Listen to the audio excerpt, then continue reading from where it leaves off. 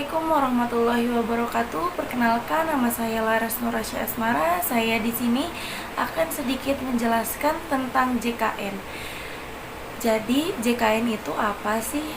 JKN atau jaminan kesehatan merupakan jaminan berupa perlindungan kesehatan agar peserta memperoleh manfaat pemeliharaan kesehatan dan perlindungan dalam memenuhi kebutuhan dasar kesehatan yang diberikan kepada setiap orang yang telah membayar iuran atau iurannya yang dibayarkan oleh pemerintah. Jadi tujuannya itu apa sih?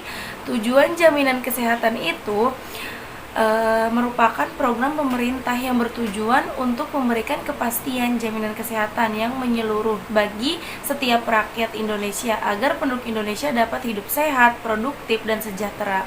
Nah, manfaat dari program JKN ini bagi pesertanya itu adalah pertama, pelayanan kesehatan diberikan di fasilitas kesehatan milik pemerintah atau swasta yang menjalani kerjasama dengan badan penyelenggara jaminan sosial.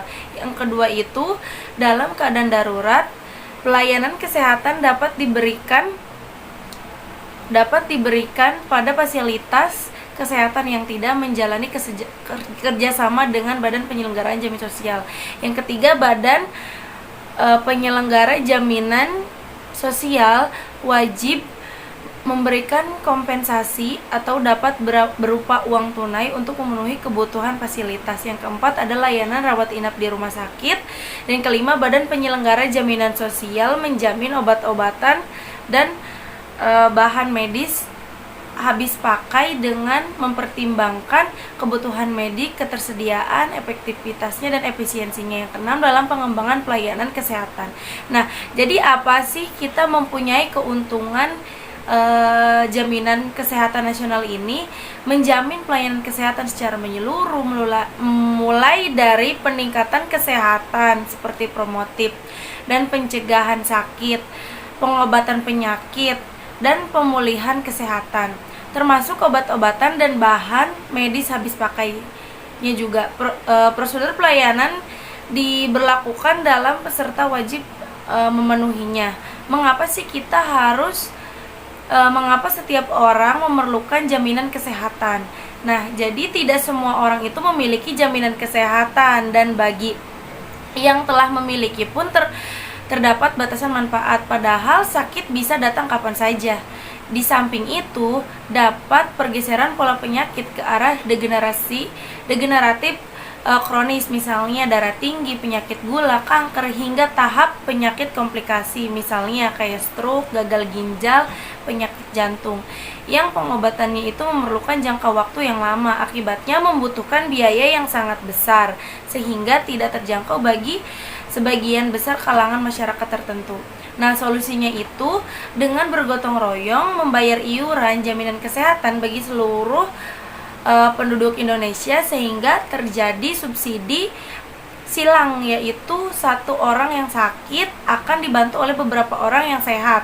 Nah, dengan prinsip gotong royong ini, iurannya menjadi lebih terjangkau serta memperoleh manfaat pelayanan kesehatan yang luas. Dengan ikut serta dalam jaminan kesehatan nasional ini, maka pelayanan kesehatan bagi peserta dapat dijamin sesuai indikasi medis dan tertentu yang berlaku dan ketentuan yang berlaku.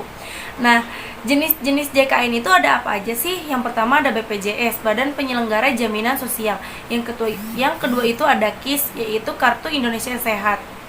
Nah, BPJS tersendiri itu apa sih? BPJS adalah singkatan dari Badan Penyelenggaraan Jaminan Sosial, yakni lembaga khususnya yang bertugas untuk menyelenggarakan jaminan kesehatan dan ketenagakerjaan bagi masyarakat, PNS, serta pegawai swasta. Program ini tuh mulai diselenggarakan pada tahun 2014 melalui dasar hukum Undang-Undang Nomor 24 Tahun 2011. Nah, peserta BPJS ini terbagi dua kelompok. Yang pertama ada penerima bantuan iuran kesehatan, dan yang kedua ada bukan penerima bantuan iuran. Nah, yang pertama itu kan tadi PBI atau penerima bantuan iuran adalah peserta jaminan kesehatan bagi fakir miskin dan orang tidak mampu, sebagaimana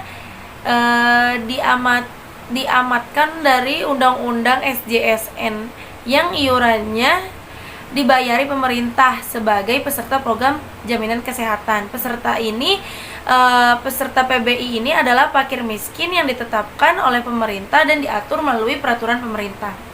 Nah, yang kedua ada bukan PBI atau peserta bukan bukan bantuan penerima iuran. Nah, peserta bukan PBI ini yang pertama pekerja penerima upah dan anggota keluarganya. Pekerja bukan penerima upah dan anggota keluarganya, bukan bekerja dan anggota keluarganya. Buka pekerjaan. Nah, di sini ada berapa besaran pembayaran kepada fasilitas kesehatan oleh BPJS.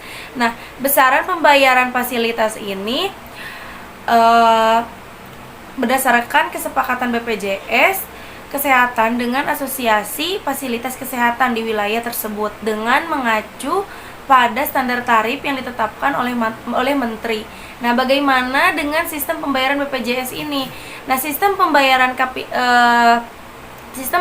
kapitasi adalah sistem pembayaran pelayanan kesehatan di mana biaya kesehatan dibayarkan per kurun waktu tertentu berdasarkan jumlah orang yang terdaftar di fasilitas kesehatan itu.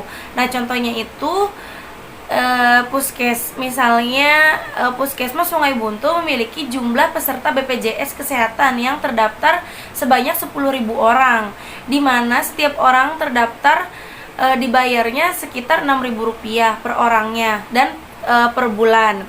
Nah, maka biaya pelayanan kesehatan untuk peserta BPJS kesehatan di Puskesmas Sungai Buntu ini adalah 10.000 orang dikalikan Rp6.000. Hasilnya itu 60 juta per bulan. Nah, biaya tersebut dibayarkan oleh BPJS Kesehatan tanpa memperhitungkan berapa orang yang sakit di Puskesmas Sungai Buntu. Nah, bagaimana sih prosedur pelayanan kesehatan?